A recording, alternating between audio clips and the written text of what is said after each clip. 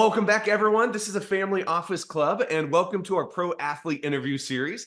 Now, our investor club, in case you're new to us, has about 7,500 registered investors. We've hosted events, about 275 across the US and worldwide over the last 17 years, and we have about 13 million followers. So maybe from our live events or online, you might have seen us there, and if case not, welcome. And after having these different pro athletes, doctors, private investors, and different billionaires on stage at our events, we decided to go deep and see what it takes to be the top 0.1% performer. And we thought how better to do that than interviewing a series of pro athletes like Heath here on his mindset, investments, visualization practices, affirmations, and discipline. So Heath, I just want to say thank you for being on the show today. Yeah, thanks for having me. I'm excited to chat. Yeah, well, why don't we get started? Why don't we hear a little bit about what you did, I guess, in the past and sort of what you're doing now, just to get, I guess, our viewers and listeners up to speed. Yeah, so, starting when I was about 20 years old, I got the opportunity to play professional soccer. So I went through at the time was a unique high school experience. Now you have most professional teams have set up professional academies where players are either living in or training in professional environments. But back then, I went to what was IMG Academy in Florida. And there was a program that was created called Project 2010, and I'll keep this part of it short. But the idea was that the U.S. was going to win a World Cup by 2010. It was an overly ambitious project, but the idea of it was we need to start doing what the rest of the world is doing. And so I got the opportunity to go to high school there. Ended up having a broken leg. So that sort of took me off my path of, hey, I want to go from high school to the professional ranks. And ended up going to college at University of Portland for 2 years. And that gave me the opportunity from there to start my career in Copenhagen, Denmark. And I ended up playing 11, 12 years professionally, a little over half of those with the U.S. men's national team. So felt very fortunate to have the experiences that I had. And again, has helped to give me sort of a career beyond playing the game over the last 6 years since I retired. Okay, and what are you doing now after you retired? You did 10 to 12 years and then you retired, and are you doing something still in the sports space or investment space or? Yeah, so part of the reason I did retire was because about halfway through my playing career, somebody had said to me, "Hey, you should think about getting into media." And I never really thought about it up to that point. I thought about it a little bit, but just that comment that somebody said opened my eyes up to saying, okay, this is not going to last forever, this thing. And I need to find, not necessarily from a financial standpoint, the next thing, but the next thing that I can fall in love with and want to put the effort in and get the reps and do all of that. So when I was 30, I had the opportunity to transition from playing, and I was out of contract. I was entertaining a few offers, and then an offer came to get into the media space where I would learn how to write, read off of a teleprompter, learn my voice, be on camera 5 days a week. And I took the opportunity and never looked back. And that sort of propelled me into the content creation and media space on the creative side. And then I quickly realized, like, wow, this has a shelf life just like a player. So I need to learn other things. And as the company I was with at the time was called Copa 90, was going through an evolution, I thought, you know what, I need to do more. I can't just be on camera where I can, write and be on camera talent. I need to do other things. So I started contributing to creative pitches and bringing in potential clients from when I was playing the game and had like endorsements and sponsorships. So being able to sort of, it opened the door of me leveraging my background to get me a seat at the table of things I might not be otherwise qualified for. And that moved me into a whole new world. And so transition from that, I've spent the last 6 years doing on-camera work. So right now I'm doing a lot of work with MLS on Apple TV. So Major League Soccer, Apple TV has the rights. It's called MLS Season Pass. So I do that for most games in the season, mostly in the Western Conference. And then the other thing is the end of 2019, I launched with a small group and a single private equity investor named Richie Graham, a company called For Soccer with two strategic focuses. One, properties, so strategic investment or controlling interest investments in soccer-based properties. So we have a grassroots property in the Hispanic space, in the women's space, and in the Black soccer space around growth communities. And then the other side is a creative agency offering. So we offer sort of the full suite of agency services for brands, leagues, teams, rights holders, things like that. I love that. Yeah, and I guess it's sort of, I mean, the whole point of these series is to ask people like yourself of like how they got to be in the 0.1% of one, the athletic space, but then really to see them still do that same in these other spaces too, whether that's in the media, whether it's the private equity side.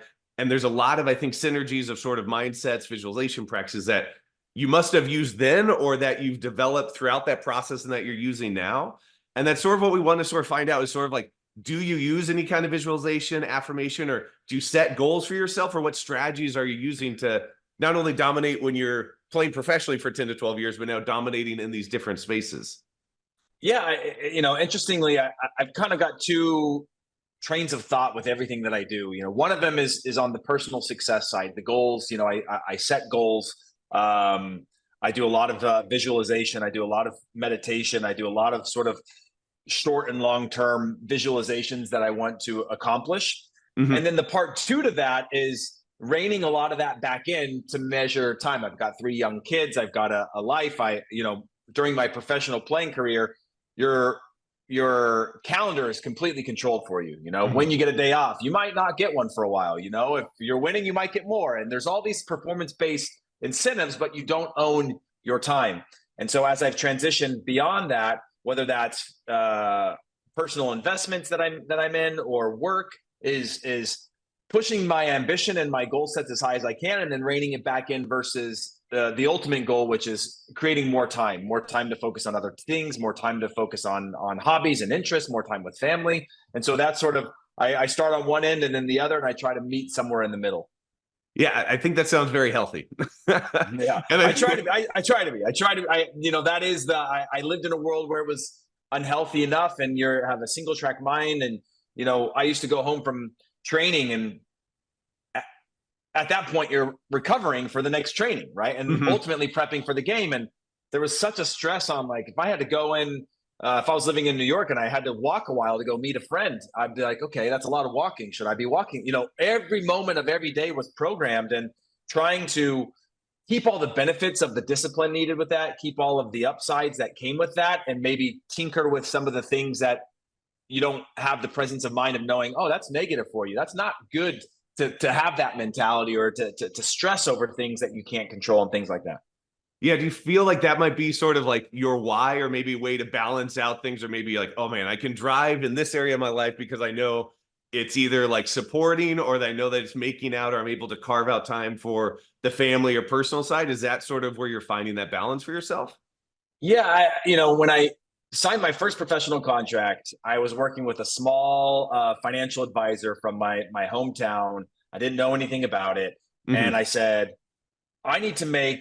I want to have a passive income of $250,000 net when I retire. And so we set the goals there, and everything became sort of related to that. And I realized, one, that the power in trying to manifest and set goals and do those things, but also the negative effects that when things don't go your way, you start thinking about 10, 15, 20 years down the line, and how unhealthy that could be. And so learning to again find that balance of control, find that balance of progress, see the beauty in it not being just a parallel path to where you want to go, and trying to, one, enjoy those moments, but more than anything, each of those sort of setbacks, or turning a dead end into a detour, learning from those, embracing those, and then seeing how I can do better the next time. And so it's allowed me in the investing space to get access and find access to better opportunities than I would have otherwise,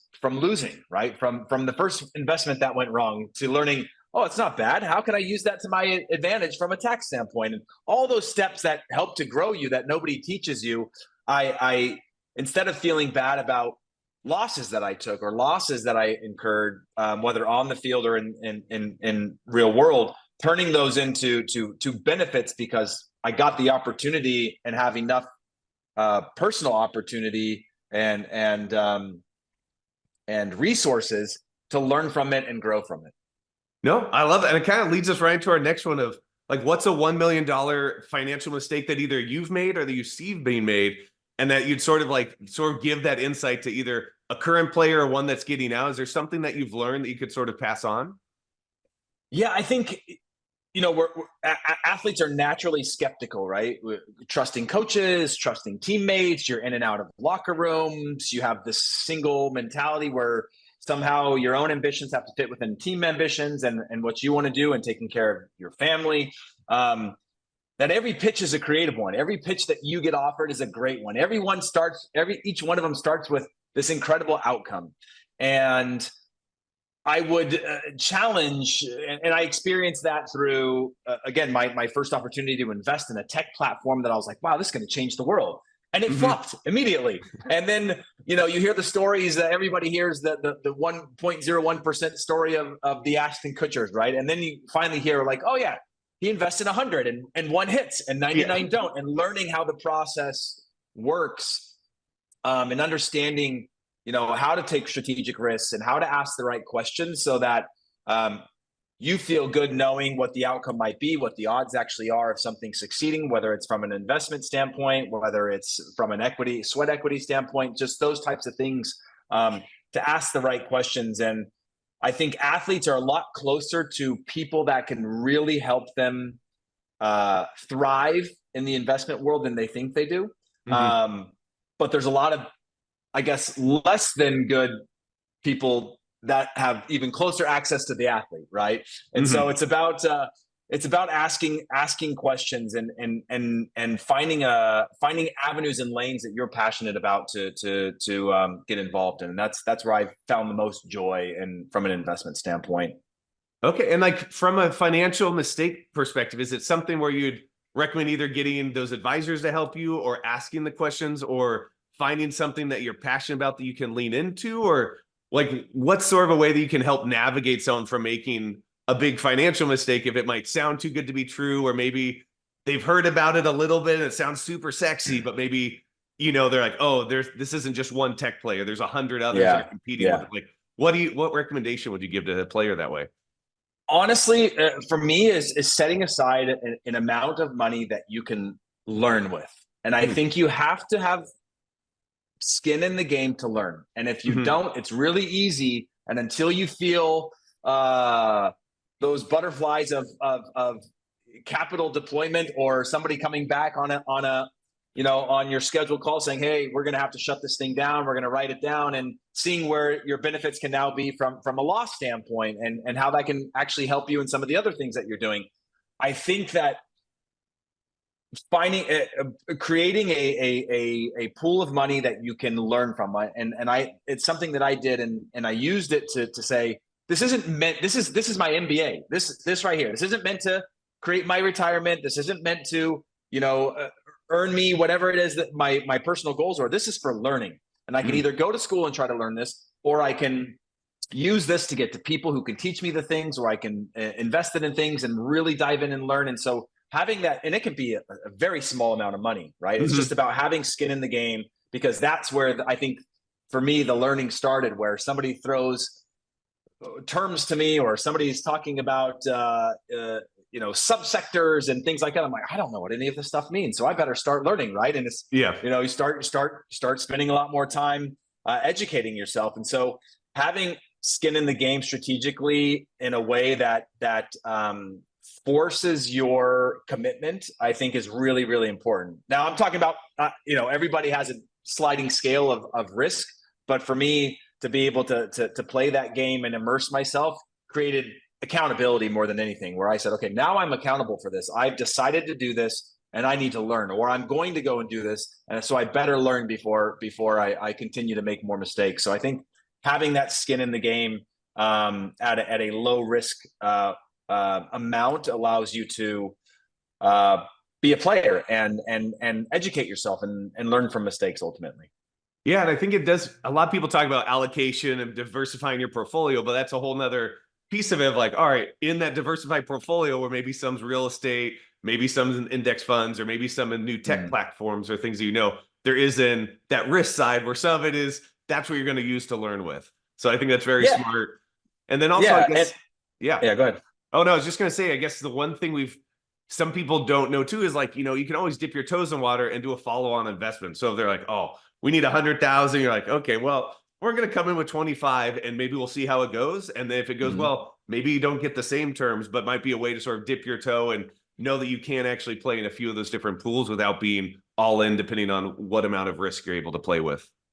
Absolutely. There's so many different ways to go in. There's fund options for people. And I think funds are another thing that, I've had opportunities early on in my career where I was distracted. I was playing and I invested in a fund opportunity, and I was just removed from it completely. And now, I'm on I show up to all the conferences, I ask all the questions, I try to sit in the front row, and now I'm just trying to become much more of a savvy investor, because one, the network that you're in, but two, you get a chance to watch how it actually works. And again, I used the Ashton Kutcher example earlier, but you get a chance to see that you think that you give the example, you said 25,000 or 100,000 into this, and you go, okay, here it is, and they're like, well, we don't need it all now, and you're like, well, you start to understand that, like, oh yeah, there's going to be capital calls in this process, and you don't need to give all your money right away. And then when they do, and then the follow-on opportunities, so there's co-investment opportunities on ones that maybe you're seeing some trajectory or something you're personally passionate about and have learned about, or those types of things. So it allows you to be low stakes. Somebody else is sort of deploying that capital, but it allows you to be an active player versus maybe in other cases where you might be in an ETF or something where you're kind of just watching things go up and down, and maybe you're watching market trends. It allows you to be involved and again, learn a lot, which I think is so important in this space, especially for the athlete who has varying levels of education, varying levels of interest in this space, but tends to go from no money to a lot of money in a very quick amount of time. Yeah, and I guess, what about sweat equity? I know you mentioned it, but I know there's probably some financial and costly mistakes, whether it's brand values, the quality, or the amount of time you even have to give.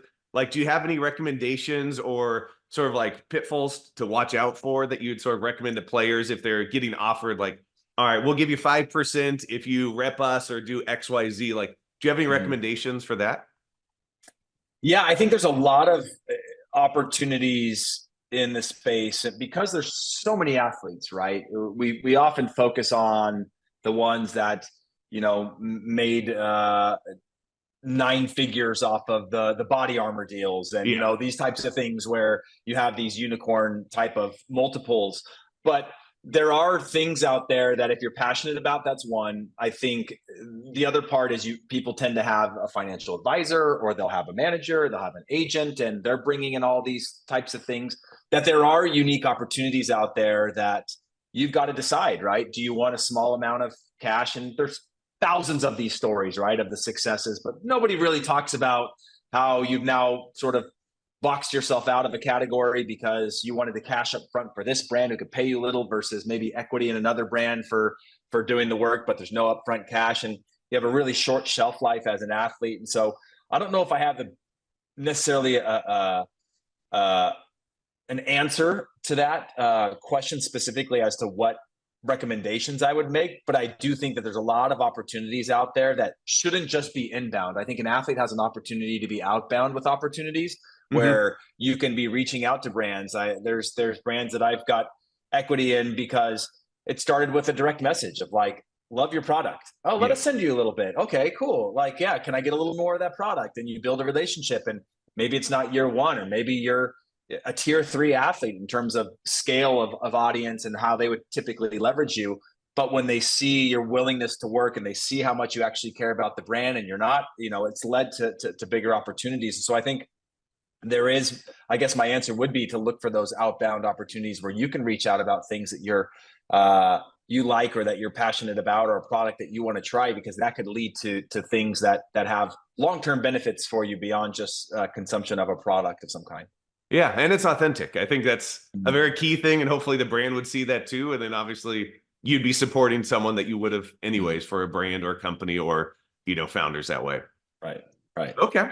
And I guess for our last question, like, if someone wants to be in the 0.1%, whether that's professional sports field, whether that's in the media space with yourself or private equity, how are they able to outcompete everyone around them? Like, how were you able to be more disciplined? How were you able to run circles around them? Maybe it was balancing those different directives and objectives in your personal and professional life, but how would you recommend someone to outcompete those around them?